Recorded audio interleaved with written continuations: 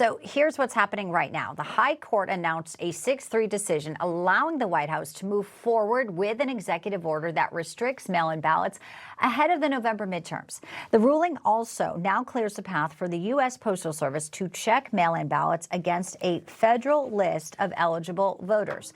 It also calls for the mail-in envelopes to have identifying information and barcodes.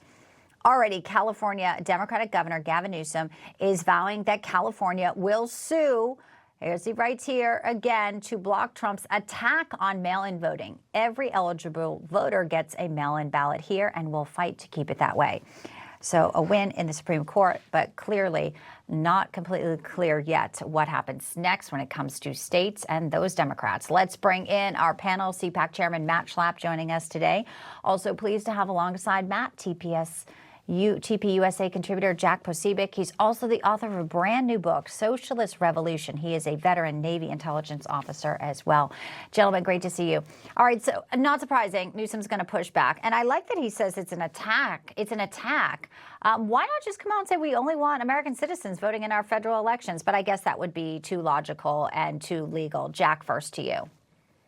Well, look, this goes to what the Democrats really seem as their biggest fear. Remember, they always cry out as they strike you, because let's keep in mind that it's under the Democrats that our elections in blue state after blue state, where they have administrations, have become more and more impossible to secure, more and more unsecured. So if you're not checking the ballots on a regular election day, if you're not having an election day, they've moved it from election day to election week to election month. Now we are trying to roll that back because President Trump understands the secure elections are secure for everyone. If this is the right that our veterans died for and fought for, then we ought to show them the respect of making sure that we have the securest elections in the world. And it's very interesting who would be against that.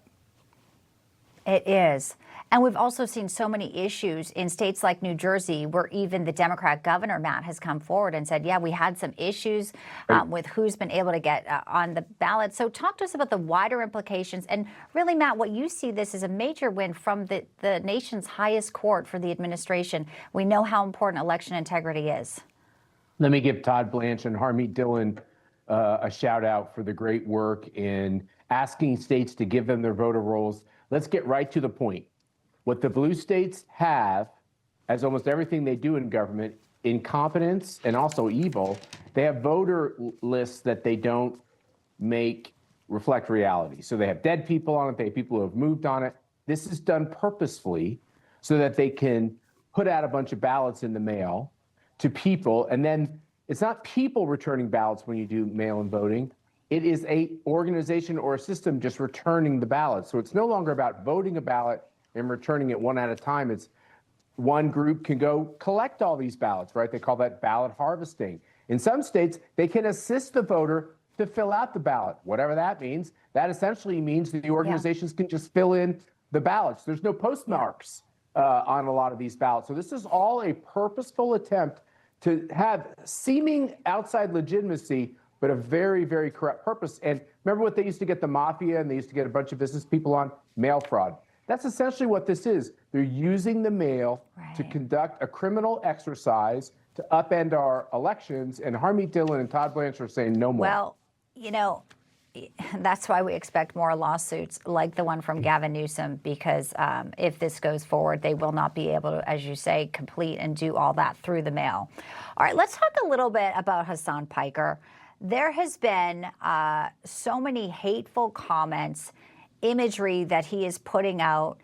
We know he was stumping with Al-Sayed, the Democrat Senate nominee. He was at his victory party. Al-Sayed's trying to distance himself a little bit. He never says Piker, but he just comes out and says, my commitment to Jewish safety is the same as the commitment of safety to my own daughters. I don't think that's strong enough. And Piker has drawn outrage. Here he is mocking what is an AI-generated We Are Charlie Kirk song during one of his tour stops. Let's play this, and Jack, I'll get your reaction on the other side.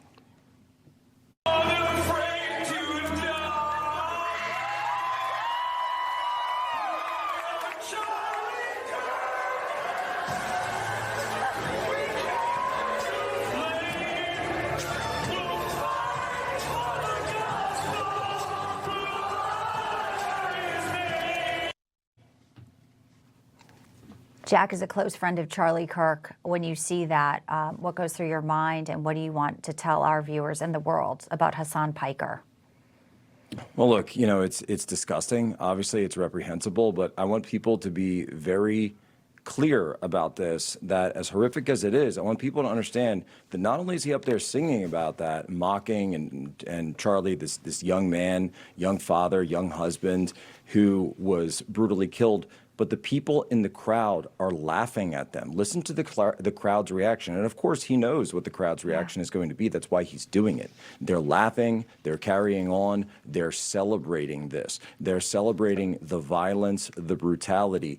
And if we do not stop them, if we do not stop this movement, they will come for all of us. Any believer, any Christian, any conservative in public, they do not care, because this is exactly what they're all about.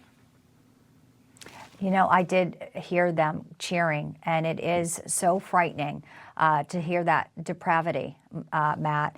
And I think Jack is spot on with so much of this, but it's also the hate for the Jews. And he's saying anyone who supports Israel invites violence against themselves. We've seen also what's going on with the WNBA, the trans agenda, the unborn, the laws being signed for abortion until birth. All of this together is putting forward a very dark moment. And I think the Democrats, if they don't come out, they're complicit in saying this is part of their party. They never moved on from DEI. They never moved on from Black Lives Matter. They never moved on from woke. They're just acting like they did. At the central core of what's going on within the Democratic Party, and Hillary Clinton's somewhat right about one thing in a long time, which is the Democratic Party is showing us what they're all about. What they're all about, the reason why they took down statues of Thomas Jefferson and James Madison and Abraham Lincoln and George Washington and Christopher Columbus, is they fundamentally hate the foundation of this country.